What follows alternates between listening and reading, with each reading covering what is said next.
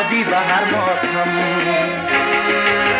به هر مجلس، به هر زندان، به هر شادی و هر ماتم، به هر حالت که بودم با تو بودم میهن ای میهن، به هر حالت که بودم با تو بودم میهن ای میهن، تنیده یاد تو در کار بودم میهن ای میهن.